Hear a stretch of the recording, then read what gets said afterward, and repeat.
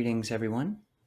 Today we are extremely excited and feel so blessed to have Tan Ajahn Suchart Abhijāto joining us. Tan Ajahn, thank you so much for joining us.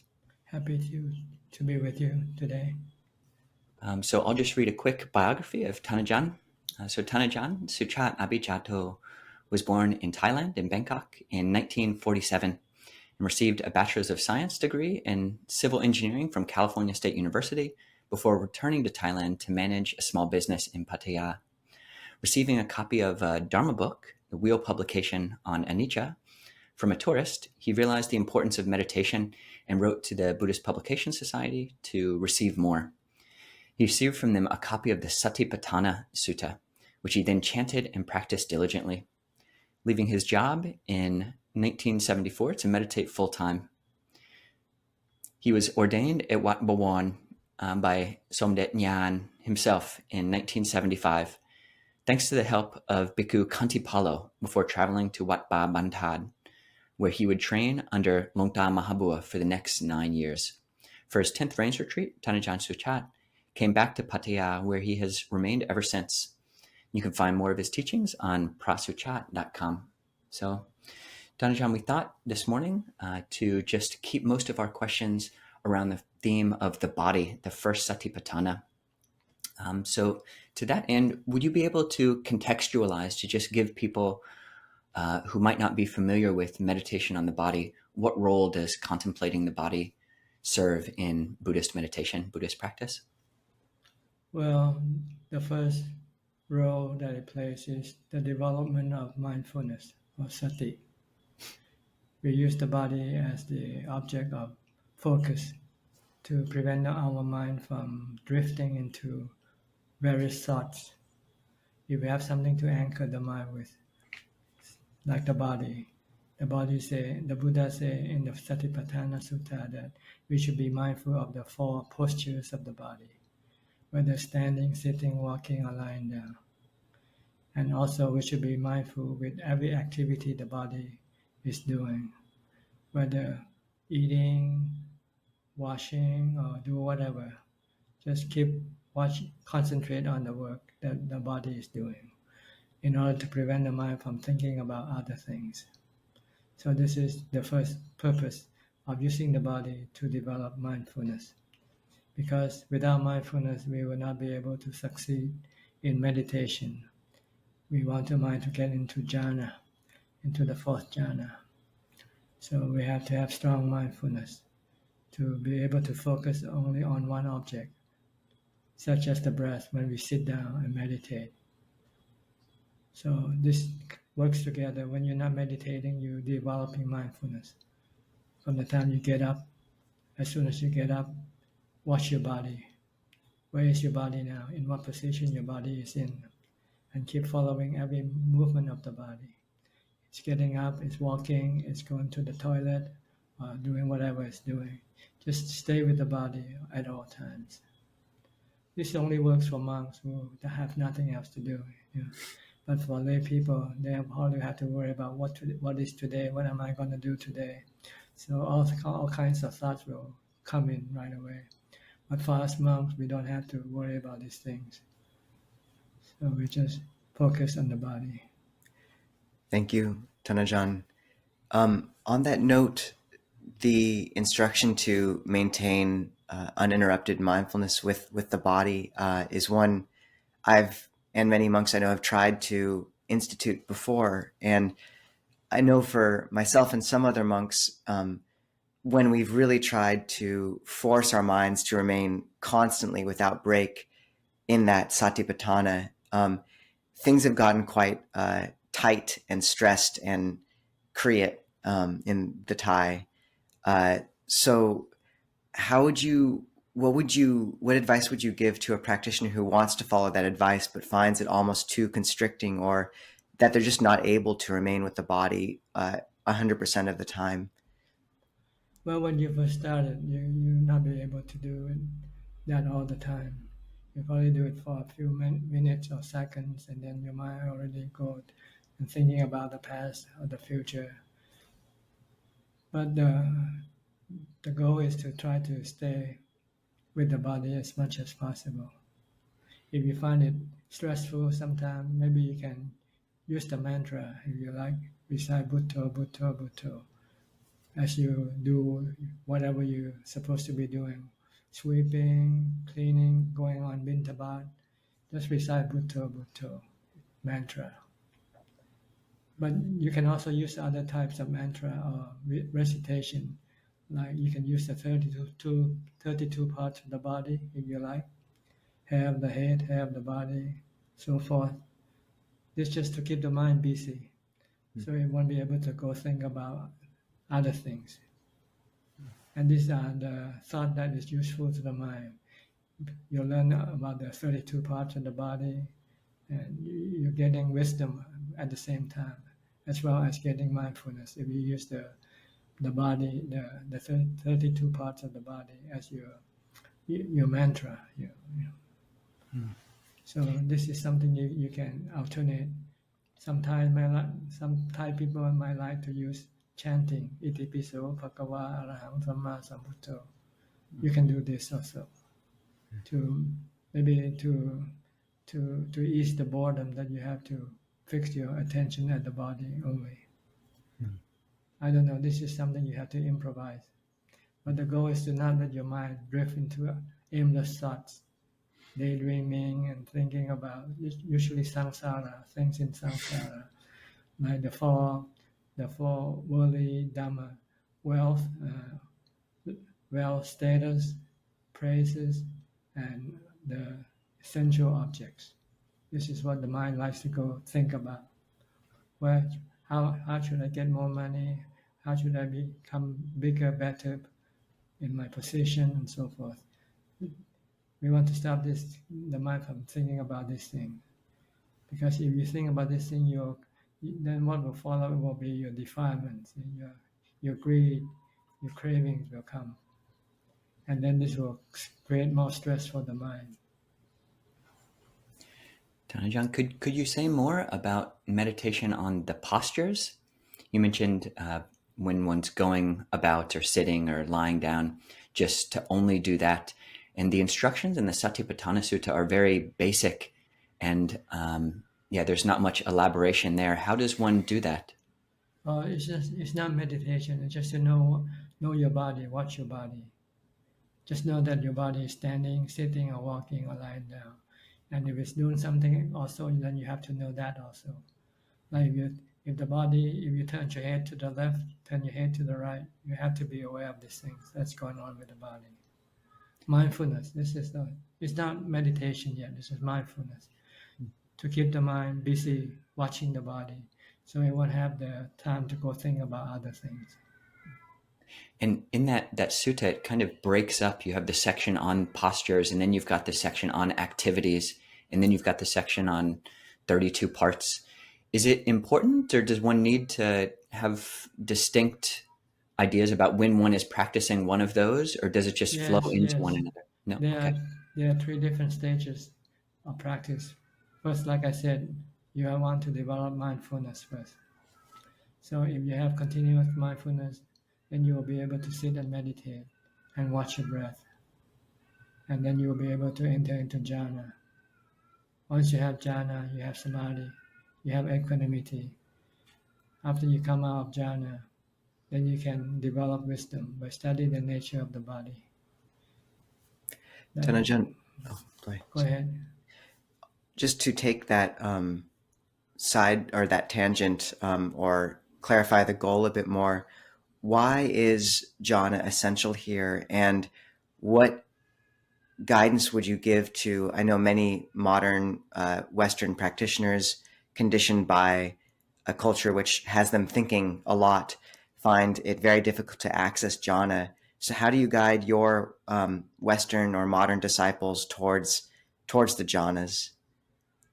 Well, the jhana is very important because once you reach the 4th jhana, you have contentment and you have happiness, the kind of happiness that excel all other kinds of happiness. The happiness that you get from sensual pleasures will be not as good as the pleasure you get from meditation. So once you have this, then you can switch the way you go after pleasure. Instead of going after the sensual pleasure, now you can go and meditate and have peace of mind as the pleasure. And with this mind that has been calm and contented, it will have the strength to resist the cravings. When you come out of meditation, when you start to be in contact with sensual objects, the craving will start. Then you can use wisdom to teach the mind that craving for this thing will end up in dukkha, in suffering, because these sensual objects are impermanent. They are temporary. They can give you a temporary pleasure, but once they're gone, it will leave you empty, sad. So this is wisdom teaching the mind not to go after sensual pleasures. And if the mind has equanimity, have contentment from samadhi, from jhāna, then the mind can stop the craving. But if you don't have contentment from jhāna, you will not be able to stop the cravings, because you have nothing. You're empty. Your mind is empty, and you need something to keep it happy. But once you have jhāna, you have something to keep it happy. So it doesn't need to go after the sensual objects anymore. Tan Ajahn, how do you encourage people who find jhana difficult, who start off and they're getting all their pleasure from things of the world, sensual pleasures, and then they come to Buddhism and they renounce and they give up start keeping the 5 precepts, 8 precepts, and it seems like their happiness is getting lower and lower, but they haven't yet gotten the jhanas to have this extreme great happiness. How do you encourage people when it seems like they're giving up but not getting much happiness back? Well, this is something that they have to convince themselves that the jhana is the best thing for them, and they have to put in the effort to develop mindfulness. So they have to go into retreat in order to be able to meditate and get into jhana. If they just want to do it just half an hour a day, then there's no way of getting the jhana. You have to be in a retreat. Even for monks who have been ordained for many years, forest monk even, they even find it hard for them to enter into jhana also. Tan Ajahn, it's not easy, but it's not impossible. There's a lot of debate in the West around what jhana entails, and some teachers define it in different ways. How does one know if they've encountered jhana, and maybe in particular the 4th jhana, rather than just a state of bright concentration? Well, you feel a sense of release. The pressure in the mind completely disappears.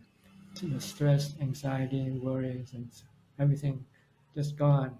And all you have left is just like emptiness. Right? But emptiness with peace and with contentment.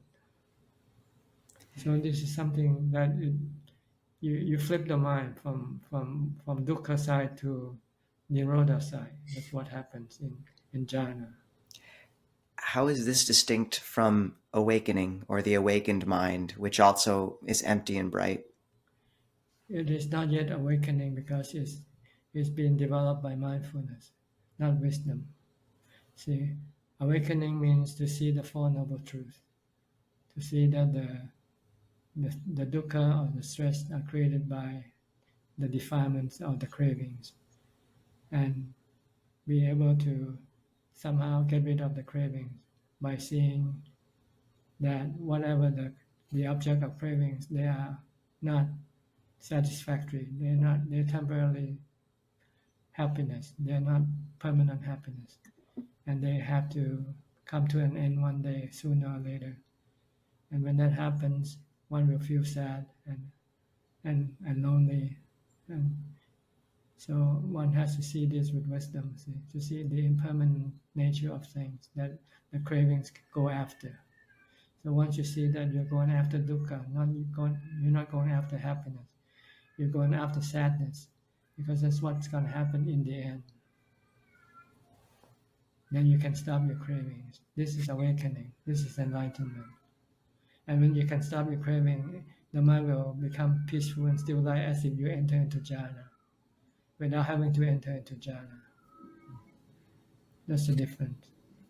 Tan Ajahn, could you talk more about going from the side of dukkha to the side of nirodha?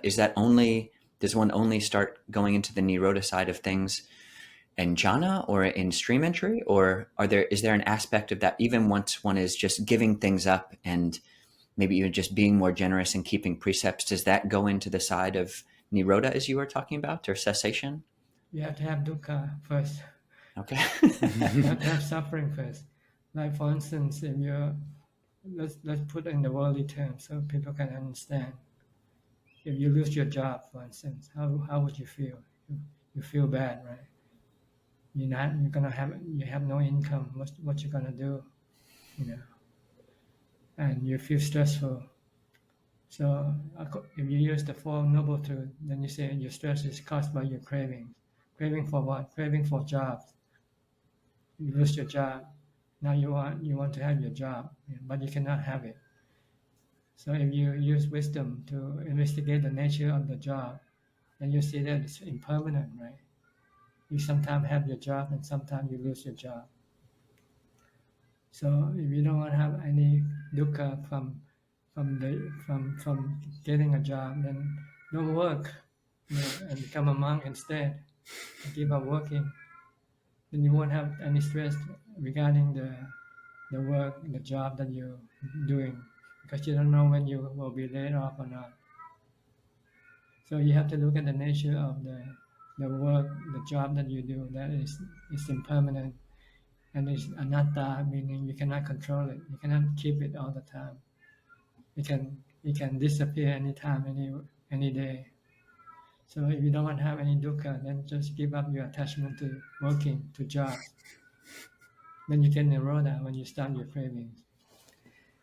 Tan Ajahn, you have people come to you for questions and answers, for advice, for training, all the time.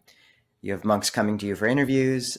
And what do you feel when you look out at the world of all these people chasing after, as you put it, dukkha, at a kind of a world overcome with delusion? What do you feel, or how do you exist in relation to that? They don't see the impermanent nature of things in this world.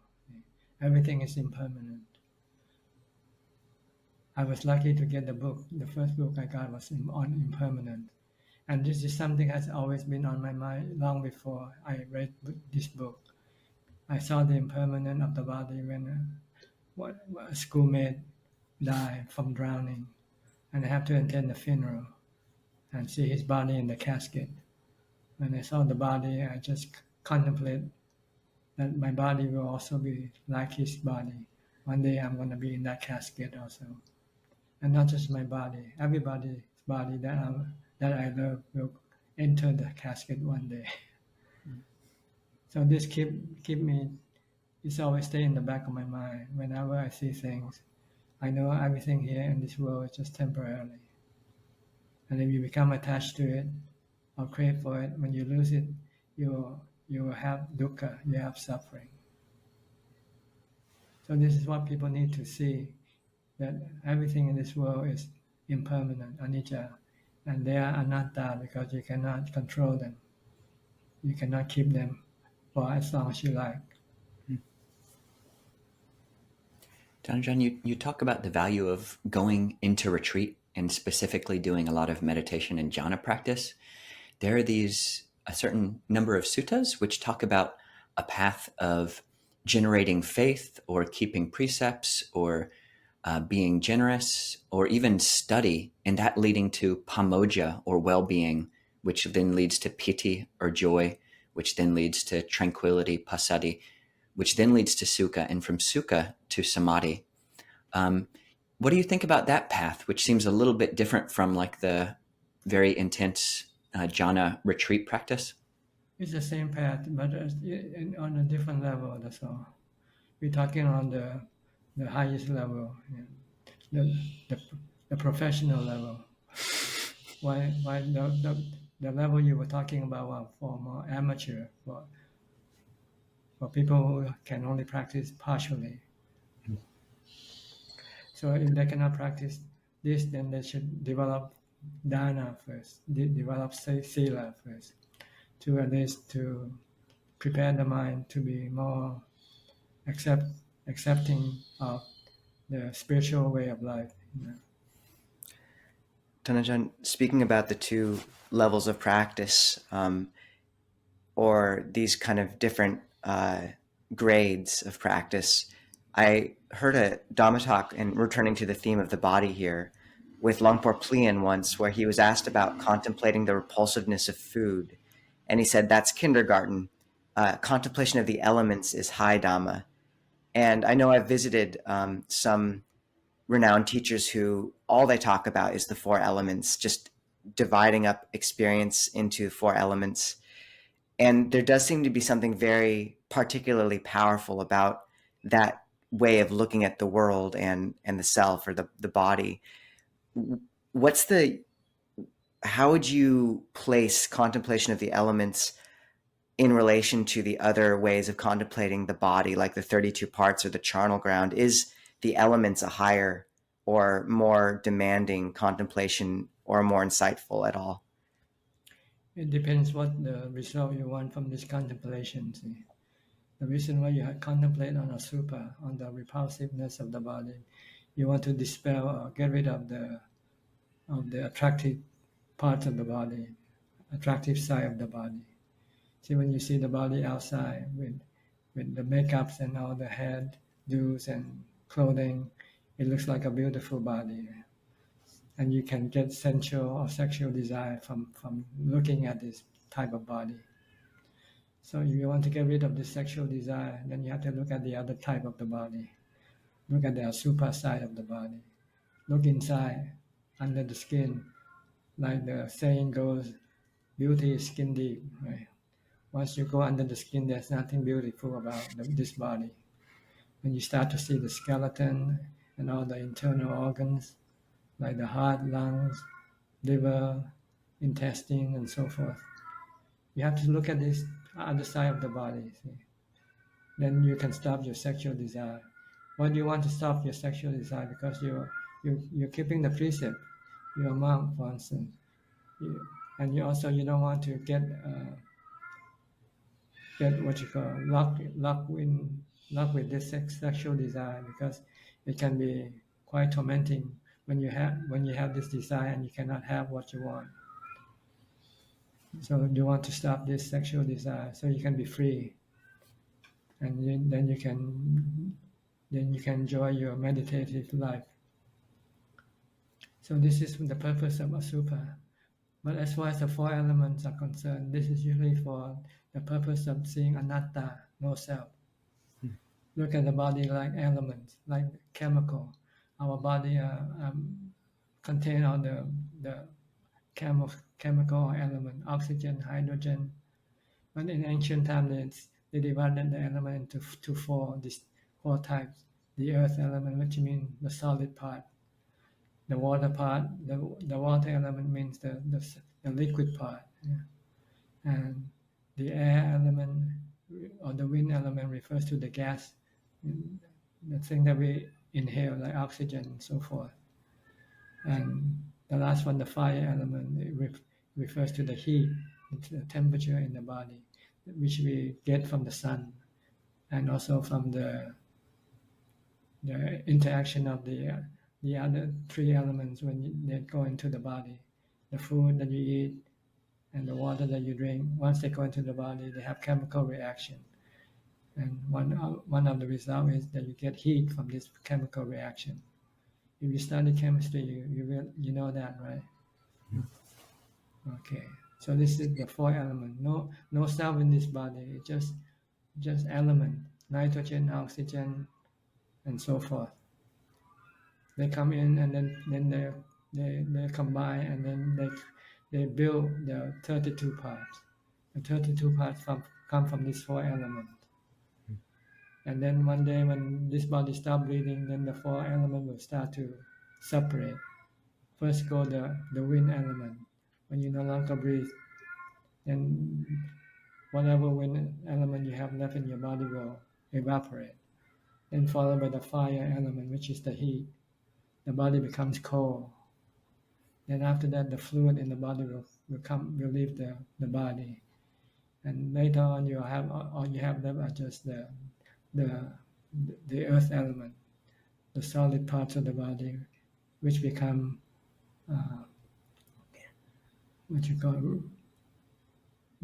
turn into dust or earth eventually. So this is the four elements. You want to look at the body just being an element, so that you can dispel the notion that there's a self, there's you in this body. There's no you. You just come from the mind, which is another type of element called the knowing element, which happens to possess this body and take control of this body and use it as an instrument to access the sensual objects, because the knowing element have this craving for sensual pleasure. So it needs sensual objects, and it needs the body to do this for it. Tan Ajahn, whether it's the 32 parts that list from the suttas or the four elements or reflecting on the modern periodic table, how does a practitioner who really is trying to devote themselves to this practice balance, like the creativity, which gives rise to interest, like thinking, as you were saying, like when the body decays, these different elements decrease, versus the simplicity of just saying, hair of the head, hair of the head, hair of the head, repeating one of the 32 parts, or just earth, earth, earth. So balancing, how does one balance creativity and simplicity? That when you recite a part of the body, this is just a mantra you use to calm your mind when you meditate. Sometimes people like to use the parts of the body as the object of meditation. Like sometimes people recite skeleton, or ati, or bone. Or sometimes they even imagine the picture of the bone of the skeleton in the mind and use that as an object of meditation. And that's okay to be creative, and whether visualizing or just saying it or thinking about it. First, you have to know the purpose of doing it. See, there are many different purposes using the body. If you want to use mindfulness, then you just focus on just one object. Or you can use several objects. But when you develop mindfulness, you can use several objects. But when you want to meditate, you have to use one object. Because the mind, in order for it to become still, it has to be focused only on one object. If it still runs around with several objects, it will not be able to become fully calm or still. Tan Ajahn, sometimes the Buddha gives a list of 4 elements, and sometimes he gives a list of 6, including consciousness and space. So you referenced just earlier the knowing element, which wants to possess the body and experience sensual experiences. How does that sounds a lot like a version of Atman almost. How does one encounter the knowing element and not take it as a self, and what's left when you let go of the knowing element? I mean, it seems like it might be one and the same with the chitta. How is that not a self? Well, you experience this when you enter to jhāna. When you enter the fourth jhāna, the thoughts of a self disappear. All that is left just knowing. So you know, the mind, this is the nature of the mind, just the knowing. And the thinking is the one that creates the concept of a self. See, when you think you are, therefore you are, right? When you stop thinking, then you disappear with your thinking. That's why you want to enter the fourth jhāna, to see the real nature of the knowing element, which is knowing. Then after you come out of meditation, then you use that experience to remind yourself that the mind is just a knowing element, a knowing, not a person, not a self. And try to act as a knowing element. Just to act, just knowing. When you see something, the Buddha said, just merely know. When you see something, just merely know what you see, what you hear. Don't react. When you start to react, you're using the self to react.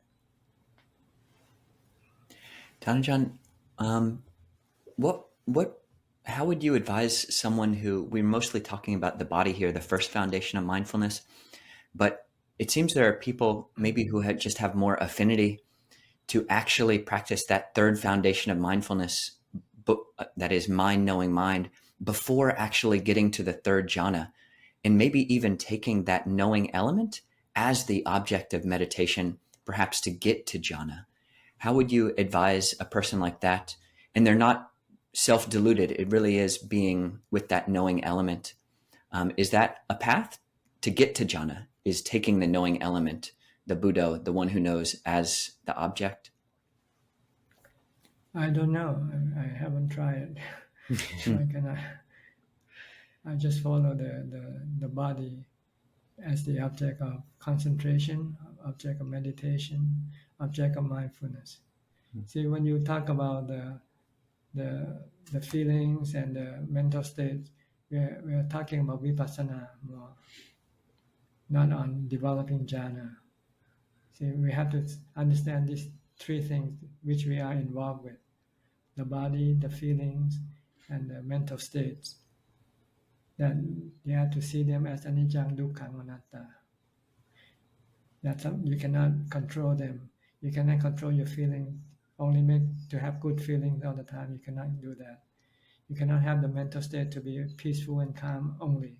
Sometimes you have stress. Sometimes you have agitation. You have restlessness.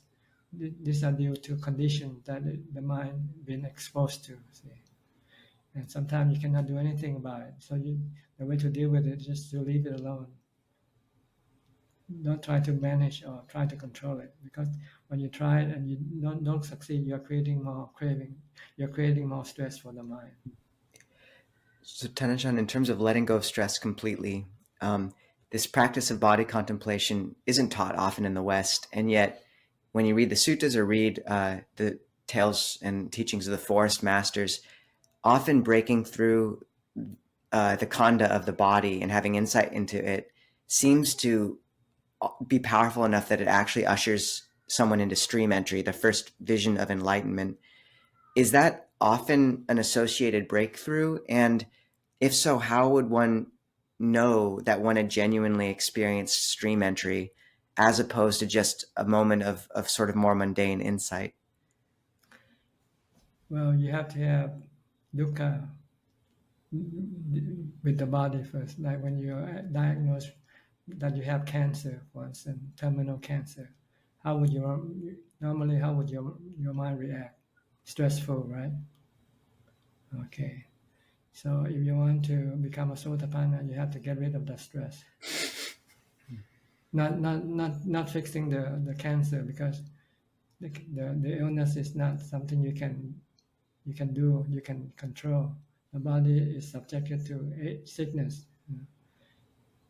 So you have to see that the body is impermanent, and then accept this truth that it's impermanent, it's gonna get sick, it's gonna die.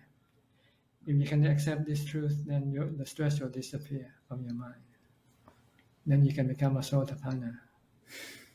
You're not afraid of death, you're not afraid of sickness, you're not afraid of aging.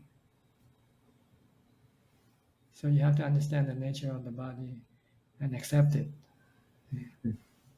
It's impermanent, anicca, it's anatta, it's not you. You're not the body, you're the mind. But your delusion keep telling you you're the body. So whenever things happen to your body, the mind starts to become stressful. When the mind itself isn't affected by the body at all, by the sickness of the body at all. Tan Ajahn, Ajahn Jeff translates the satipatthana as frames of reference. And so for the most part today, we've been talking about the body as the frame of reference and just taking that all the way to jhana and then to stream entry and further. How necessary is it to always, if we've decided on this frame, to always stay in there? Or are there times or parts of one's practice where, say, one feels like the body, contemplation of the body, looking at the body, even practicing meditation is just, it's not interesting, or it seems like it's at a dead end? Is there a place to shift to a different frame of reference, to just shift into this just knowing or to shift into just watching feelings instead? And how does one do that, if that's okay? I think the problem with modern people is we know too much. and, and this knowledge keep making us all confused. So it's better to be illiterate hill tribe people and just follow the teaching of the teacher. Like Ajahn said, just recite Bhutto. All you have to know is how to recite Bhutto, and don't worry about the rest. Get the mindfulness first. Get into the jhāna first. Then he'll teach you how to deal with the body as the next step. Now we're getting everything on the whole course, but we cannot digest them. We don't have the ability to digest them. So it's all become so confusing for us. So in actual learning, if you go practice in a forest tradition, you usually taught first to develop mindfulness and not worry about anything else. Just stay mindful. And the teacher will constantly yell at you when you're not mindful. On that note, Tan Ajahn, when you lived with Longtam Mahabua, one of the most renowned teachers in Thailand for years, do you have any stories of him guiding you or another monk that are particularly kind of notable in terms of either being fierce or compassionate? Well, he teaches by example how he lived, how he practiced, and he teaches also by giving Dhamma talks. So he tells you about his personal experience from the practice, how he dealt with fear, for instance, fear of death. When you go into the mountain or the forest, you might have to come across some wild animal. So he taught how to deal with this fear. And just by his talk and by his experience and by his behavior, this is how we learn from him. But mostly from the talks. The talk is more detailed, but also his way of life, how he kept the Dutanka practice. Like he goes on arms round every day. This will inspire us to follow him. See, if he doesn't go on arms round, then we want to also follow him. We don't want to go on arms round. So a lot of what he teaches is the way he lives. He lives in the forest. He lives simple. He doesn't have any luxury trapping. Live very, At Bapamanta, he refused to have electricity or running water. Only lately, I think, in his later years when he was old, and there was a lot of people coming into the monastery, I think he allowed some electricity to some kuti, but not all the kutis yet. So this is how we learn from him, by staying with him, follow the way he lives, the way he practices. Longtam Mahabua and Lumpur Cha, Lumpur Man, they all talk about the importance of actually, or the usefulness in their own practice of the charnel ground meditation. So looking at corpses, bodies that have actually died in the decaying process. How does someone nowadays, like there's just no such thing as a charnel ground in America. How does a modern person practice this contemplation of a corpse? Ajahn Mahabua have a book called kāyānupassanā. And this book contains a lot of graphic pictures of human corpse and human bodies, human parts. So you have to go and search in the internet, search for corpse. It's very difficult. It's very difficult to find. It is difficult to find. I've seen that book, and there was one point when I actually thought about translating it to English. Yeah, I wish somebody would do that. I think it would be very useful. I thought so too, but then I heard about some other Westerners who found that book and actually were uninspired. It was just too much. They didn't understand like why all of these, close-ups, photos of livers and people dying, and how do you? It's not for them. See, this is for the higher level of practice. It's for monks, those who devote themselves to overcome the fear of death and the sexual desire, the sexual craving. But for people who still have family, have wife and husband, this is not for them. Tan Ajahn, speaking to those people, I'm sure we'll have many people who watch this and hear your words about devoting yourself completely to these foundations and about the necessity of jhāna, the difficulty of jhāna, the power of an awakening, and just feel like they have 2 kids, they have a job, they have houses, they can't dedicate themselves to practice in this way, and yet they also intuit the power of Dhamma and want to align their lives with it. How would you advise them to live in such a way that they don't always feel fractured or split, like they're not living their Dhamma?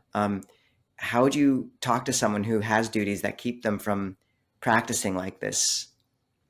Well, they can practice the lower level of practice. Practice generosity, charity, and practice morality, keeping the precepts. And maybe do mindfulness meditation just to calm the mind and relieve some of the stress. But you don't have to go through the vipassana level yet, in which you have to take the bitter medicine. Would you tell them? Take the sweet medicine first. And would you say that jhana, people feel good when they do jhana?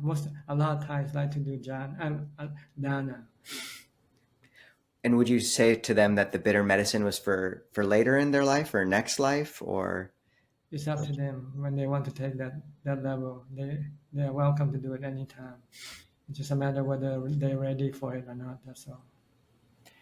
Tan Ajahn, do you have any stories or advice for lay people who are not busy with children? Maybe their children have left the house and they are able to give more time to practice. In America, Buddhism is so new, and there are people who want to give themselves to Dhamma practice, but they think they either have to ordain or they just live a normal life, whatever that means.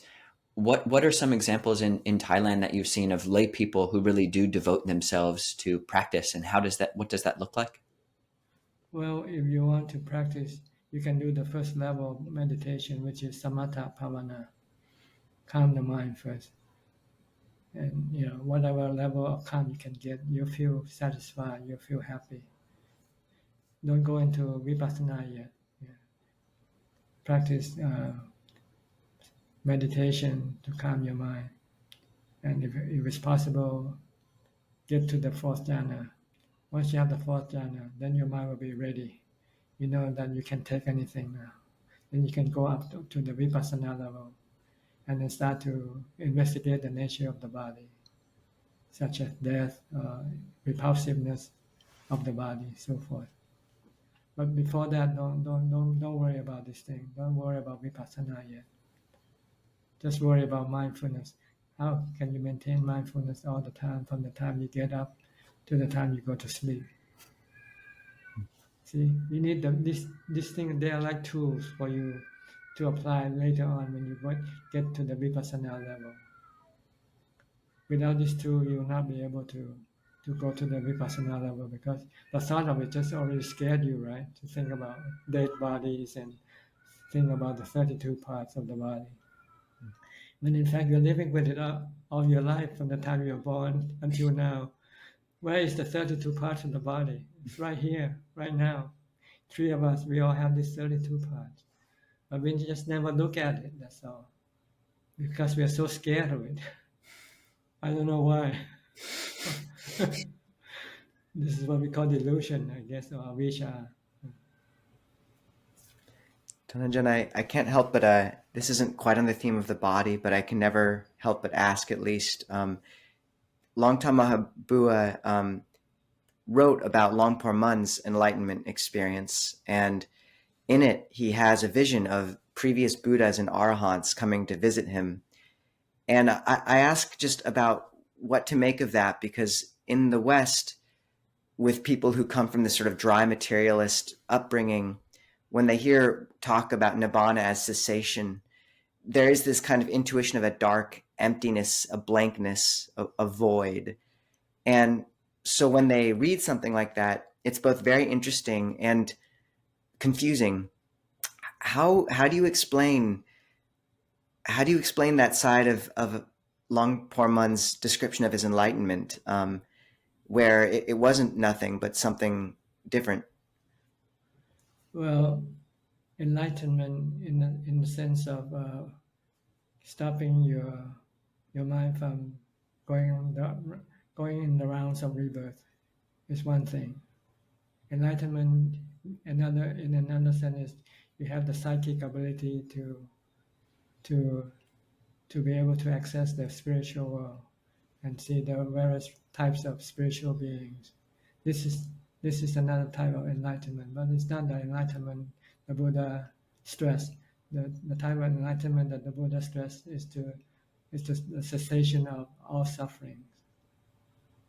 So sometimes we get confused with these two things, because the psychic side of the mind can only be achieved by just a few meditators. Not everybody can.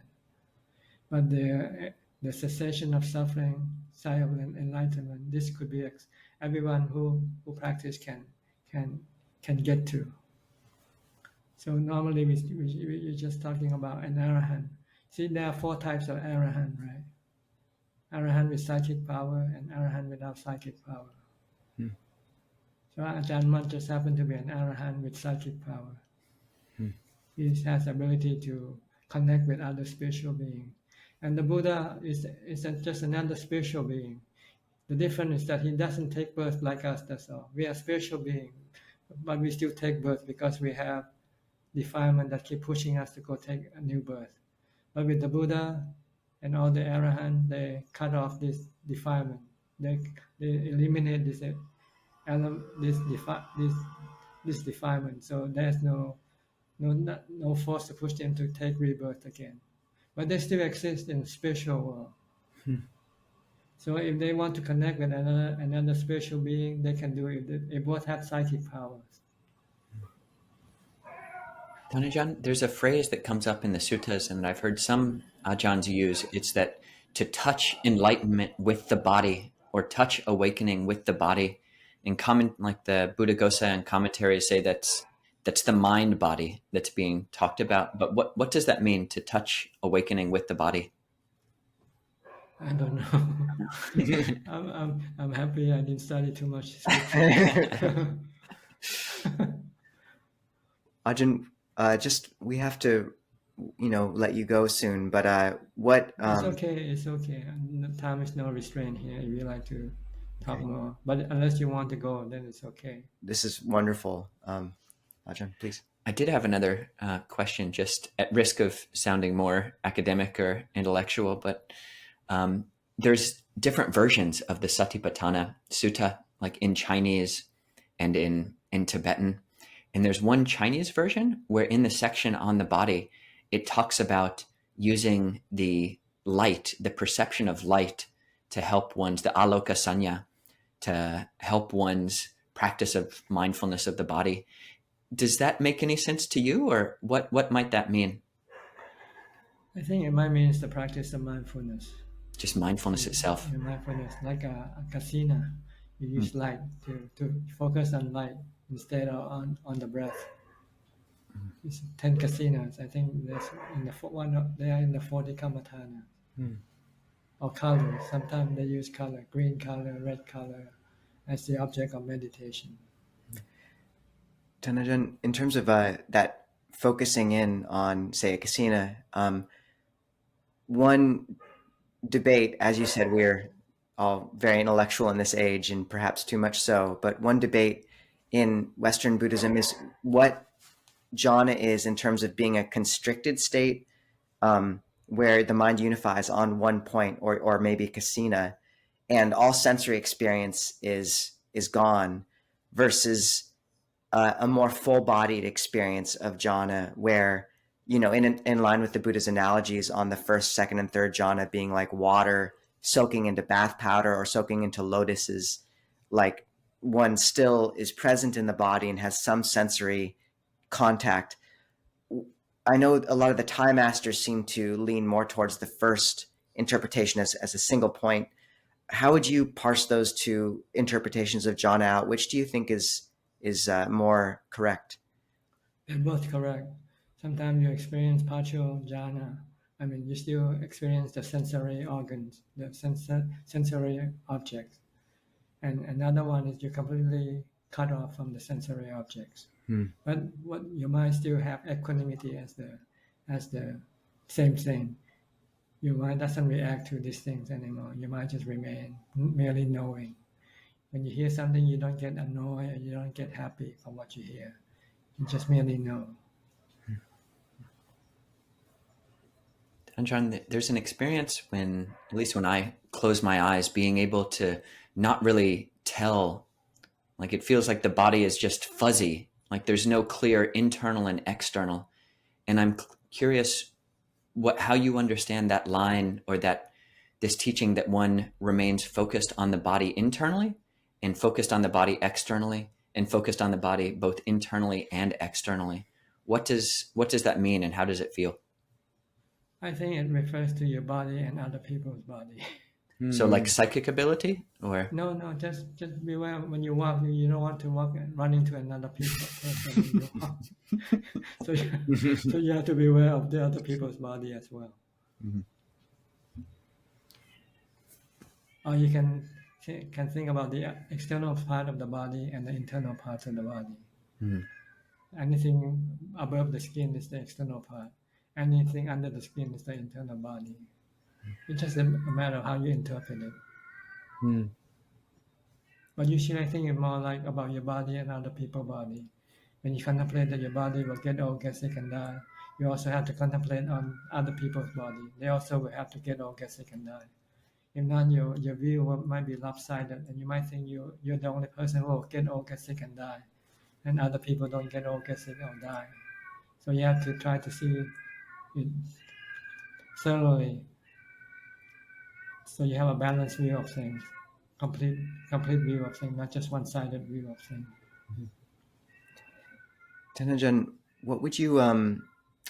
what advice would you give us here in Seattle, just starting? I mean, I think I know what the advice will be, and that's to take care of our practice in the midst of all this. But what advice would you give to the whole kind of Western Sangha as we try to come and live in Western cultures that aren't acclimatized to Buddhism and navigate this whole new realm of culture and landscape?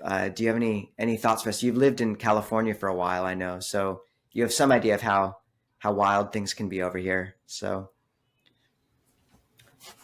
well, I think the goal is to teach those who want to follow the Buddha's teaching.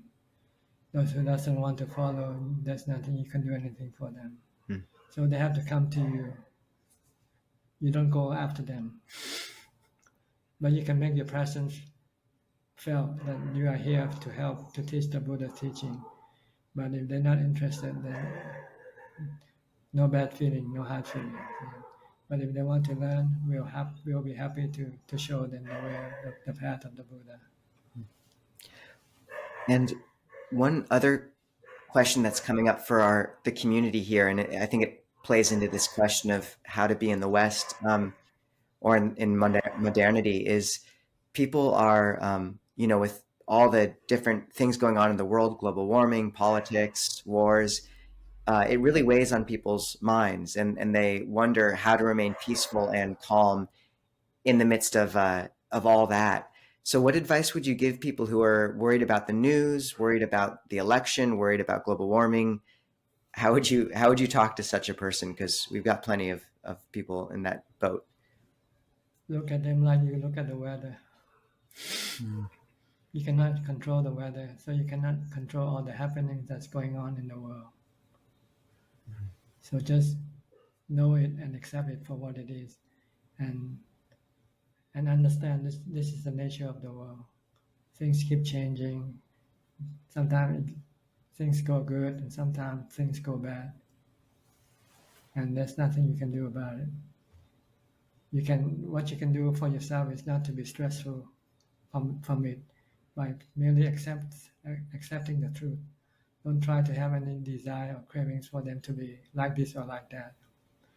See, our stress are created by our preference.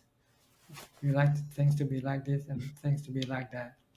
When they don't go according to our preference, we feel bad, we feel sad.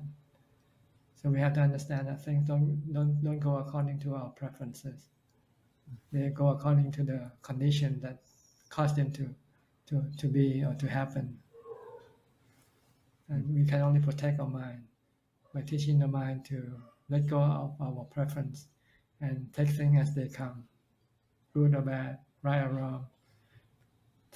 Look at the world as a temporary place we come to, to visit. We're like an alien. We're not here permanently. One day we'll leave this world when this body dies. So we might enter into a new planet with a better worldly condition next time, in next birth. If we still return. But the best thing is not to return, because no matter how good things are, they will one day end. They cannot remain good all the time. Everything will change from good to bad. Ajahn, one final question. You've given a lot of encouragement for people to practice jhanas, to do deep meditation, and to go on retreat. Do you recommend, is basically any retreat just as good as any others? These days there's so much choice. Someone can do a Goenka retreat or a Mahasi retreat or go to a lay retreat. Are any of them okay? The best retreat is individual retreat. To be alone in practice and not get involved with anybody. But in order to do this, you have to know what you do, what to do when you're in that retreat. You have to know that all you have to do is developing mindfulness and meditation. If you don't know how to do that yet, then you have to join the group retreat first and learn how to develop mindfulness, learn how to meditate. But once you know how to maintain mindfulness, how to meditate, then the best kind of retreat is to self-individual retreat.